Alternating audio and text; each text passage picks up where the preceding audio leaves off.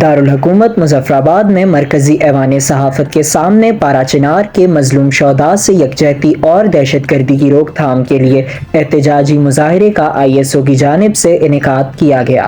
مظاہرے میں شرکاء سے ظفار حسین نقوی، اشتیاق سبزواری صدر امامیہ آرگنائزیشن، حمزہ سبزواری صدر ISO مظفرآباد آزاد کشمیر، ڈاکٹر علامہ سید یاسر سبزواری صدر مجلس وحدت المسلمین آزاد کشمیر نے خطاب کیا۔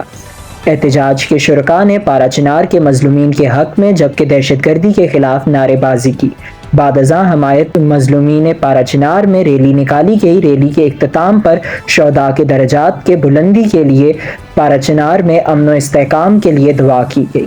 معزز شرکاء، قرآن مجید میں پروردگار عالم امت مسلمہ کو ایک عام پیغام دے رہا ہے، وَاعْتَصِمُوا بِحَبْلِ اللَّهِ جَمِيعًا وَلَا تَفَرَّقُوا، اللہ کی رسی کو مضبوطی سے تھامے رکھو اور آپس میں تفرقہ نہ کرو۔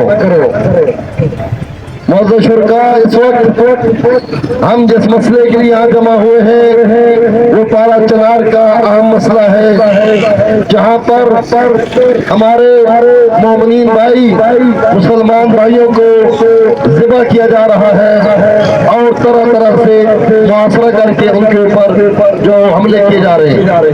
میں اس کے ضمن میں چند اہم باتیں کرنا چاہتا ہوں۔ پہلی بات یہ ہے کہ اس وقت ملک پاکستان جن حالات سے گزر رہا ہے، جو پارا چنار کے اندر آگ کے شعلے روشن کیے ہیں، یہ پاکستان کو کس طرف لے کے جا رہے ہیں؟ آیا یہ پاکستان کی مضبوطی کے لیے ہے؟ جہاں پر سیاسی عدم استحکام ہو، جہاں پر پاکستان کے باشندے مہنگائی کی چکی میں پیس رہے ہوں، وہاں پر آپ اس ناامن بنا کے علاقے کو کیا پیغام دینا چاہتے ہیں؟ دوسری بات یہ ہے کہ پارا چنار کا مسئلہ سنی شیعہ کا مسئلہ نہیں ہے۔ ہم آج بھی یہ اعلان کر کے کہہ رہے ہیں کوئی سنی شیعہ کا مسئلہ نہیں ہے۔ سنی شیعہ تاریخ میں اکٹھے رہے اور اکٹھے رہتے ہیں۔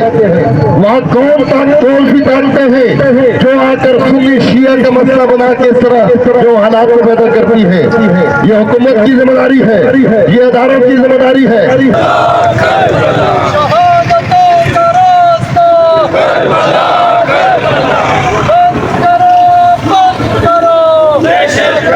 بند کرو